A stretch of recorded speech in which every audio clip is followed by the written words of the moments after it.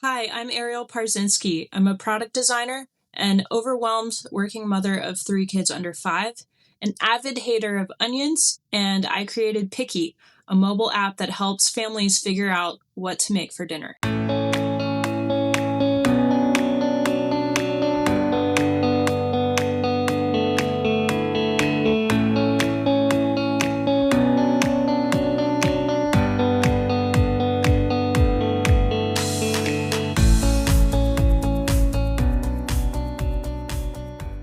So, the thing they don't tell you about having babies is that eventually they grow up to be loud, opinionated toddlers. Multiply that by 3, and you've got my current situation. Every day, my husband and I would get home, we'd have 20 minutes to put something on the table, and then we would brace ourselves for the inevitable meltdown one of our toddlers would have. I wanted to see if I could make things better because I knew that I wasn't alone in dealing with this situation. And Piki is the result of that work. I interviewed 7 different people across New York, Maryland, and Texas. Everybody had a similar take on the situation that I had. Anne in Dallas, Texas, who had a diabetic husband, 2 teenage girls with different activities who weren't always home on a weeknight, and she had a mother with poultry issues. Yet she needed to find something that would work for everybody. Another mom in upstate New York who was a stay-at-home mom of 2 kids, and she needed to figure out how she could plan meals that abided by her kosher eating. And then I also had several dads who were dealing with decision fatigue and just wanted something that would tell them what to make. Another mom, Laura, had blood work done, and she could see where her cortisol levels were spiking from 2 to 5 p.m. every day, and that stemmed from having to figure out what to make her kids for dinner. These aren't edge cases, these are Tuesday night. And when it came to the market, there were 3 main apps that I looked at for research. Mealime, which didn't have an AI component, didn't really get to know your family, and it had a couple different flows with no back option that were a bit frustrating to have to go all the way through. There was Ollie, who was a premium. It was $20 a month. It had an AI feature and it synced with grocery apps, the works, but it didn't build out profiles for individual family members, and it didn't provide developmental information or tips for how to help your picky eater get more exposure to certain ingredients. And then there was also Paprika, which is from 2014, and it's a glorified folder with a web browser where you can go and you can pin different recipes from websites that you browse within the app. But the issue with that is that you could actually just browse the internet within the app, which I thought was weird. Like, I don't want to watch a YouTube video inside a recipe storing application. Another thought I had was, since I hate onions, what if I made the mascot of the app this really adorable little onion cartoon? Parents are super stressed. We've got blood work that shows cortisol levels are spiking. Earl the Onion was created to help alleviate that stress and be a helpful kitchen advisor that recommends meals, that helps plan grocery shopping lists, that keeps track of what's in your kitchen, and helps you figure out how to troubleshoot your child's picky eating.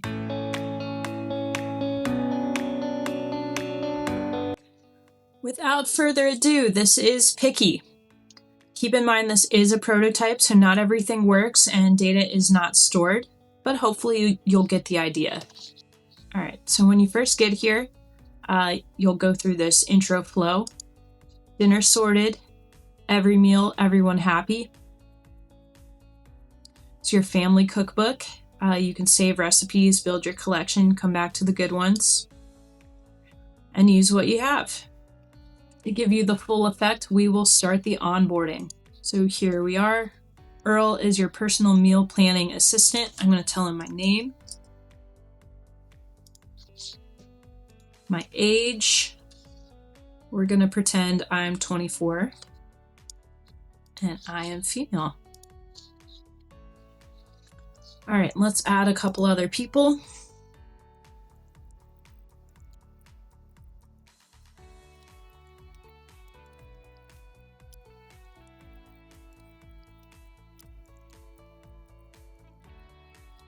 And ideally, I would be using this on a phone. Just stating the obvious here. Okay, what am I hoping to get some help with? Eating healthier, trying new foods, getting out of a meal rut. That was a big one for testing. The idea here was that it was supposed to feel like a chat experience, but obviously that wasn't something I would want to have to build on first launch. So I did create a minimum viable product for myself and put some constraints around that. All right, does anyone have allergies or dietary restrictions? And I'll make sure to avoid those ingredients. I have no allergies or restrictions. Let's just pretend one of the kids is gluten-free. Maybe Clara has a peanut allergy and Mel has no allergy. So I'll hit next. Foods that family members don't like. I really don't like onions. And I'm just going to jump through. We usually have about 30 minutes to an hour, so I'm going to select it varies. And I definitely love leftovers. I like fewer dishes. I'm going to select a mix of both, and I'll go with the default 5 nights a week. So let's get cooking. Awesome, I'm all set. Plan my meals for me, Earl. Okay, the first week is ready. He went ahead and planned some meals. Let's click to see it.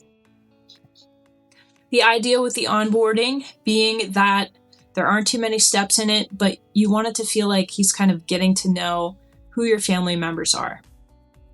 All right, so immediately I jumped from like a preview of the home screen to the planner because we want to see what the meals are. We want to see what it came up with for us. So here's the planner. We're starting at the current day, which today is Friday, and we see that it's planned a couple different meals for us. There's a couple blank spaces. I did say I wanted it to plan 5 meals. And then if we do scroll up, we can see past meals. So Thursday, this is what we have.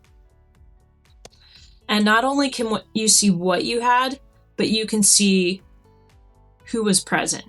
That was a big thing that came up during testing because people said that not everybody is going to sit down for every meal. And if one person hates onions, but someone else loves onions, this is an opportunity for them to eat something when that other person isn't present. So I didn't see this in any of the other apps, so I thought this was a super cool thing to go into Piki and come out of testing. All right, enough talking. Let's click on one of these recipes. So here's the blueberry smoothie recipe. It remembers that we had this for breakfast on Tuesday. You can see who is present, and it's prompting us to rate the meal. I'm gonna tell it how it did. Let's rate this meal.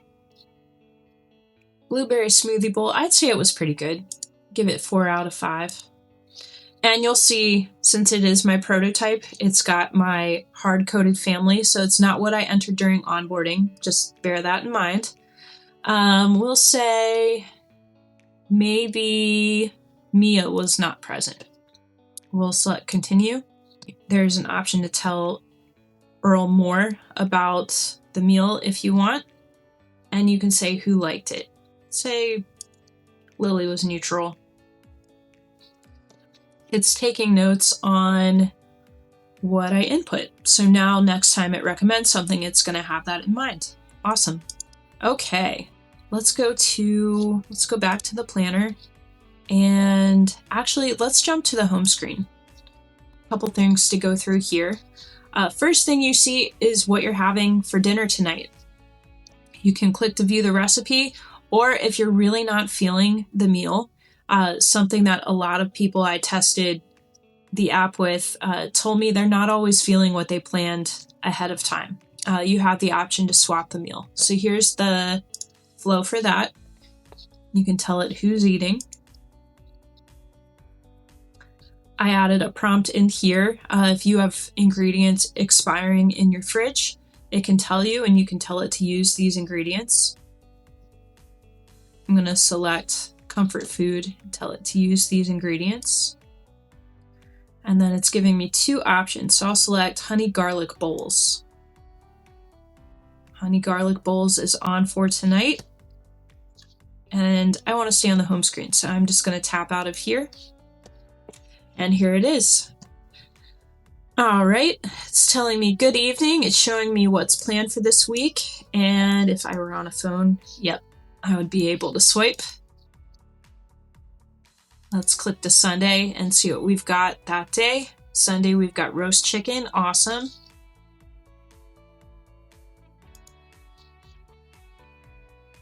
Then we've got our grocery list, our recipes, and our kitchen. And then you can see your family's favorites, so things that you've saved in the past. Also, Earl is telling me I haven't made French toast this month, which is a favorite. So that's kind of cool. All right, we'll go back into the planner just to kind of go over it some more. So in the planner, you can jump between the week and the day view. A couple test participants said it would be nice to be able to see something by day.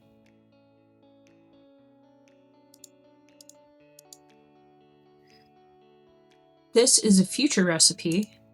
So it's a future recipe that we've got saved, planned for July 13th. You can see who's present. And since it's an upcoming meal, we have the option to add the ingredients to our groceries. So there it is. Also, you can jump between the ingredients and the instructions. Recipe pages include a brief description, but it isn't a mile long. One of my initial interviews conducted with someone was they don't want to have to read someone's entire life story just to get to the actual recipe. So I definitely kept that in mind here. Okay, let's go to the Discover tab. So here you've got a couple different categories that we can view, and you can select it to view more. You can search. And the recipe screen, if the recipe is not already in your planner, you can select Add to this week.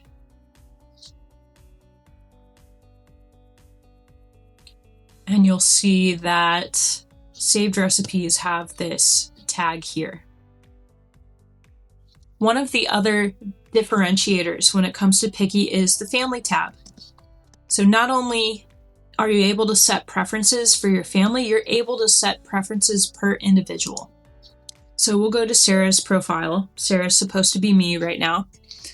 And you can see Sarah dislikes onions and cilantro. You can add an allergy, maybe a new allergy pops up. You can tell Piki what Sarah likes and what Sarah's goals might be. These are Sarah-specific recommendations and then Sarah-specific favorites.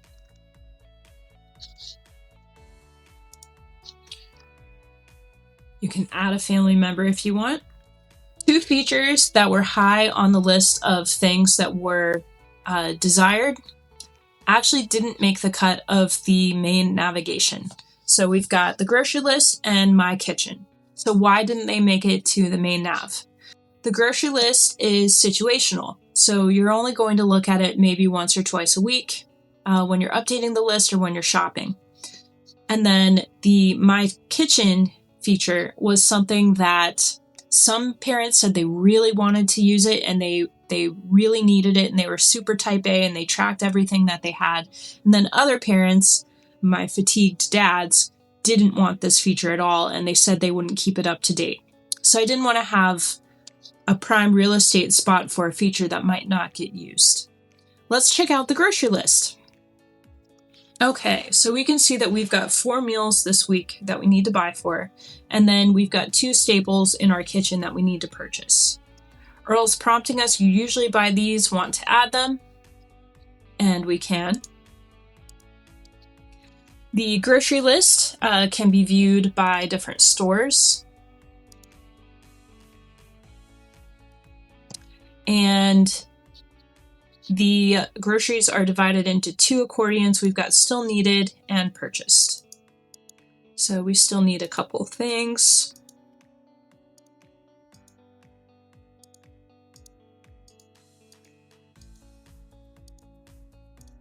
And then once everything gets added, Earl will say, done shopping, update your kitchen. Kitchen's been updated. Let's go check it out. Okay, so for the kitchen, when I interviewed people, a lot of people said that they wanted the ability to add all the different areas of their home where they stored ingredients. So some people have a garage fridge, some people have a basement deep freezer, other people just have a refrigerator, and that's it. Okay, so another option I wanted to give people was the ability to scan their fridge or scan their freezer with their camera so that items could be added that way. I wanted to reduce the barrier and the friction of having to update your kitchen as much as possible so that this feature would be easy to use and maintain. Okay, so you'll see here, I've got another prompt from Earl, but I can see what I've got in terms of produce, protein, other categories. I can see what that thing is, if it is going to be used in a recipe, and when it expires. Also, if somebody wanted to add an individual item manually, they have that option here. And this is for all the babies and the baby mamas who are freezing their milk. And then this would be an empty state. So if somebody has a pantry and they're wanting to add all the items in there, all they have to do is take a picture and Earl will work with them to import everything. All right, the last little bit I want to show is Ask Earl. So if you just don't know what to do about an issue you're having, or it's something that just can't be handled in one of the features, this would be where you would go to talk to Earl to figure out what to do, or if you wanted to just generate a recipe through conversation, you could use the AI chatbot that way. And here's a response. So this actually uses Anthropic's API. So this is a working feature. Ultimately, I'd like for it to integrate with the rest of the application. So when it generates a recipe, show the recipe card so that someone could go to the recipe and check it out.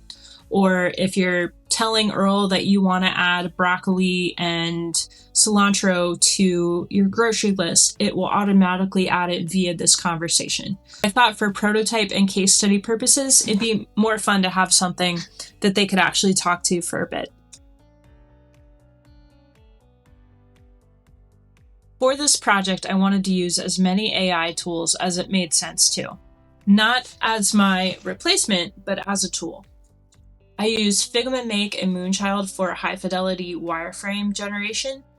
I used Claude and Grok for strategy development, coming up with a business model, a minimum viable product, for interview and survey question generation, for testing prompts, and for synthesis of all of my findings.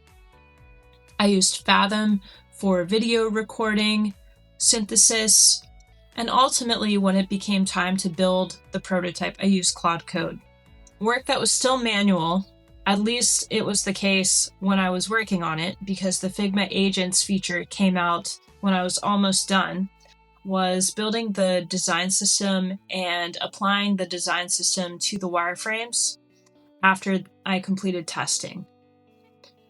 Work that was still mine, figuring out what I wanted the wireframes to look like, what I wanted the design system to look like, what type, what spacings, what colors. And I still figured out the flow and the architecture of the project. A lot of these decisions were still mine. I was just able to do this much more efficiently using AI. Cloud Code was really fun to use. I did not expect to have full-blown conversations in my terminal in VS Code. And I had had experience using HTML, CSS, and JavaScript working in VS Code and using Git before, and I knew enough to get myself into trouble and edit how something looked and hand it off to a developer to deploy to production. But now I didn't need any of that. I was able to just talk to Claude and let Claude do the work for me. I found my conversations to be strangely similar to what I would say to an engineer and what I would put in a development ticket that would often take days to weeks to even months or years to be prioritized. And here I was able to prioritize and push forward changes to the code in mere minutes.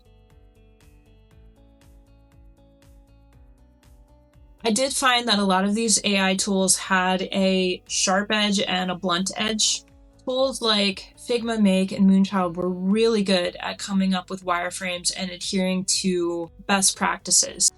Claude Code was really good at just building something out of nothing.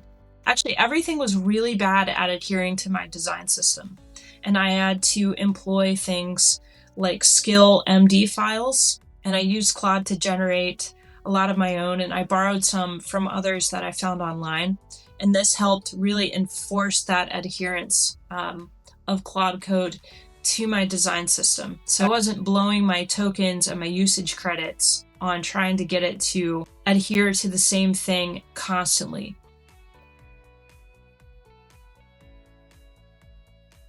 What I really liked about creating this project was I could use AI to empower myself in two ways. One, I got to use code as a material for design, something I've always wanted to do. And I also got to empower myself as an overwhelmed mother of 3 under 5, struggling to figure out what's for dinner. Thank you for watching this video. I hope you've enjoyed hearing about my project, and I'll talk to you soon.